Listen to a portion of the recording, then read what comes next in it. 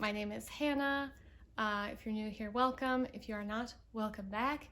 We have a change of scenery today. I have the house to myself, and I'm very interested in the impact of natural light on the actual quality of my footage because I am so tired of it looking like mud. So we're gonna try this because I have the opportunity.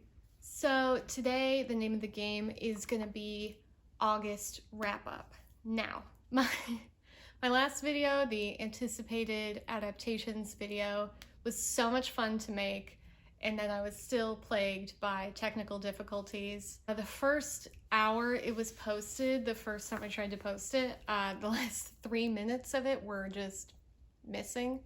So if you saw that, no you didn't. So in an effort to kind of avoid these technical difficulties I've been having, a big reason that I've been having them is I take a 45-minute video, whittle it down to 25 minutes, and that is still just too much for my laptop to deal with because I film on my phone, I edit on iMovie on my 7-8-year-old laptop, so we have to be gentle with the technology I have available to me. So all that to say, I'm only going to do the first half of my August books right now because there was a couple that I read in the second half of the month that I want to make sure I have plenty of time to discuss. So I read 8 books total in the month of August, which was really good, and I really enjoyed all of them, most of them to some extent. I'm going to be talking about the first 4 today. So let's get started. Where do I put my laptop? New setup. I'm not sitting on the floor. I feel so dignified. I already have to negotiate around road noise quite a bit when I edit, and it's going to be exponentially worse now. Cool. First book I finished in the month of August was As the Shadow Rises by Katie Rose Poole, which is, of course, the sequel to There Will Come a Darkness by Katie Rose Poole. I have the old arc of this, but I saw the hardcover in basically good condition at Half Price Books the other day, and I caved because they look really pretty together. I had to. Okay, so I listened to this as an audiobook on Libby, and it is a pretty direct continuation of There Will Come a Darkness. It's the same characters, but with more prophecies, more lore, more romance. I like this quite a bit. I had read There Will Come a Darkness before last month. That was a reread. But this was totally new to me. So for however slow the first one can feel sometimes, the second installment in the trilogy is fucking flying. Generally, I really liked it. Sometimes it just felt a little much though. Just complicated for the sake of being complicated, or complicated equals good. Something I wasn't expecting is the lore to just kind of spiral out of control in just the amount of it that there is. The religious systems and magic system in this fantasy setting are pretty complicated, and it just gets more tangled and more complicated here. For every question from the first installment that gets answered, 3 more pop up in its place. There's also just this kind of overabundance of tertiary characters. So we have the 5 main characters, and they're all kind of doing their own thing, kind of. And there's just every main character has a squad of born to die red shirt type characters that you're I'm not gonna remember all of you, so I'm just gonna assume whoever lives is gonna be the important ones. So I know they serve a function, but it's just damn. So checking in with our characters, Ephra is just on a tear. She is out of bounds, off the rails. She's on one.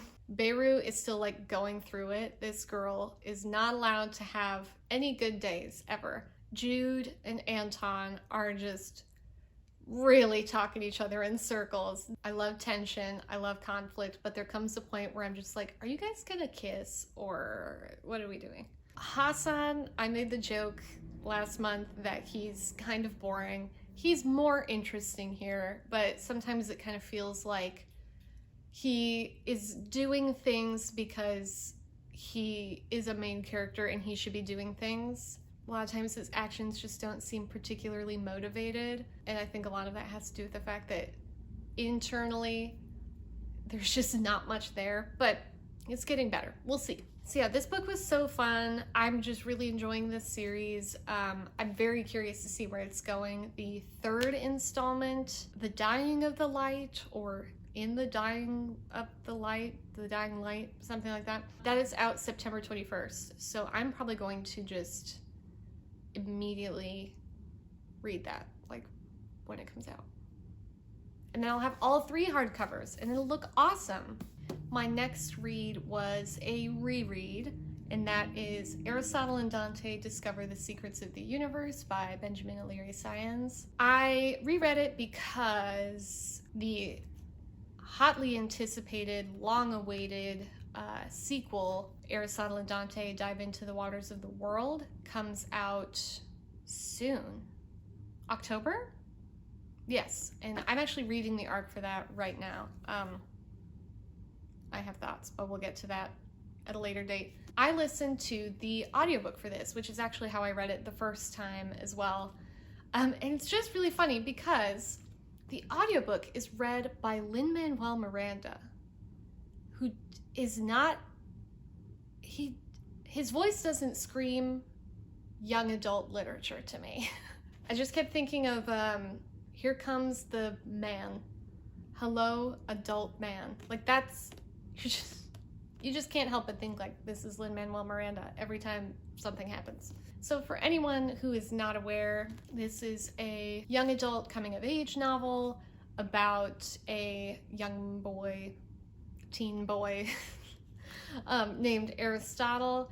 It takes place over the course of a year of his life as he strikes up a very emotionally involved relationship with another young boy named Dante. This is just like a warm, blanky book. It's so sweet, even when it's sad, and it does get very sad. I kind of had forgotten about that. So since this was a reread for me, there was a lot of stuff that I had just forgotten. I remember this was one of the first audiobooks I ever listened to. So first of all, I forgot it was set in the 80s. I totally forgot that this was a period piece. Like, Ari's dad is literally a Vietnam veteran, and that's actually like very important to his character. And I'm like, oh yeah. And on the parents are just like so preternaturally like kind and understanding, which is kind of refreshing for YA. I feel like a lot of times in YA, parents are either like huge nasty obstacles to like a cartoonish extent, or they're just like totally not present in a way that doesn't make any sense. So this was like really the opposite of that. However, I don't know that I loved this as much as I remembered, and that might just be I remembered it very rose tinted and very sweet, but sometimes it felt just like a little over the top sweet, and some of the dialogue and some of Ari's internal monologue is just like so over the top in like, I don't know how to say this without sounding mean, kind of like fake deep, kind of like high school creative writing class. Oh. And also the ending, I remember even the first time I read it, the ending kind of bothered me. I'm not going to spoil it, but it's just like, it feels very like too easy and really abrupt. I don't know. So I still liked it. I still enjoyed the experience. I'm reading the sequel right now. Again, we'll talk about that sometime. So yeah, I just think maybe there's a lot of nostalgia tied up in this book for me, and that's why it's kind of not measuring up to how I remember, which is a little disappointing, but I still liked it. The next book that I finished was Snowflake by Louise Nealon. I read the e-arc on NetGalley, courtesy of HarperCollins. It comes out in the US on September 7th, but I actually picked it up because it's been out overseas for like a year maybe? It's been out for quite a while, and it has just been getting oodles of praise. So I've been very interested in it. And also, it is often recommended for fans of Sally Rooney, which I am. So this book is a more literary coming of age about a young woman named Debbie from Kildare in Ireland. She sets out in her first year at Trinity College in Dublin, and she is a commuter student, so she kind of has a foot in each world. On the farm in Kildare, she lives with her mom, Maeve, and her uncle, Billy, and they're major characters. So yeah, this is kind of just about her first year at Trinity and the friendships that she forms and the experiences and the shocks and the stark differences between these kind of two stations of her life that she is in.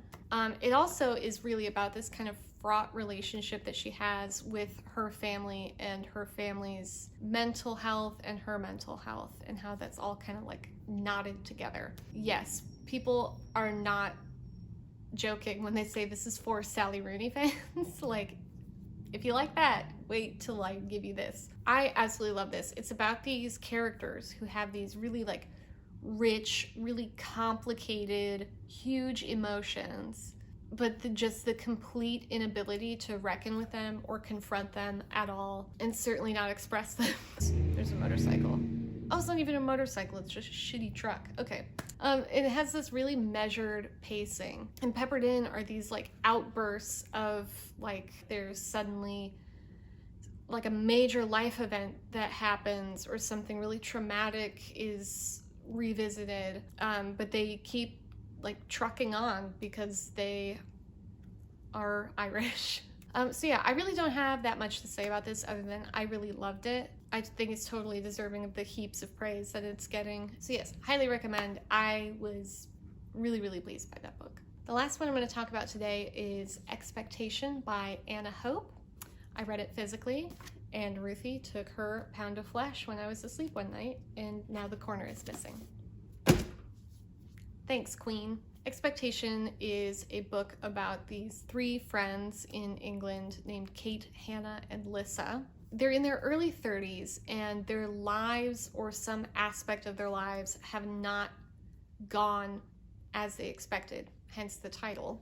We're also given glimpses kind of back into their early 20s, in their years at university, and the years immediately after, when they had all this potential and all of their lives ahead of them, which really serves as like kind of contrast to the present day. So yeah, I really liked this. The character work here is really, really good. The three main characters and their relationships with each other and with all of the people around them are all so fascinating and so complicated and messy. I actually found just like the drama of the current day just as, if not more, compelling than this kind of expectation versus reality premise. So yeah, that premise, it's a very cool idea. That's what kind of drew me to this book in the first place. The UK edition kind of has this tagline that is, oh, what was it? What happened to the person you were supposed to become? Now, I'm 25, so I'm like deep in a state of like constant quarter life crisis. So I was very drawn to the premise of this book. I just don't know that it totally worked. I would have either liked to see that contrast more emphasized. Like, I wanted to see more of them when they were at university and, you know, making all these plans for their lives. Or I wish it kind of would have been like a chapter 1 or like a part 1 and then the rest of the novel. Because I think that would have made that more compelling, is to make that difference really stark between the expectation and the reality. Because as it is, they're just kind of like lightly peppered throughout. They like kind of set up the section in like the current day that comes right after them. But I just wanted to see more of that. So yes, I would say it's definitely worth a read, and I definitely recommend it. It was like painful reading some of this because I'm like, oh my God, you guys are awful to each other. I can't tear my eyes away. But yeah, I just think I wanted maybe a skosh more from that setup, because even without that framing device, this would still be really good and still be like very tense and very gripping. So yes, that's all I have for right now. I'm gonna do part 2 of my August books later. I think on months like this where I read, 7, 8, 9 books, this might just be something I regularly do because it's free content. In the second half of the month, I read some books that I really want to make sure I have ample time to talk about completely and correctly. Yeah, that's kind of the thought process behind this split in the wrap up. So this might be something I just institute going forward. Apologize for any dramatic shifts in lighting. It's not something I usually deal with. Thank you for watching. I will see you next time, and bye.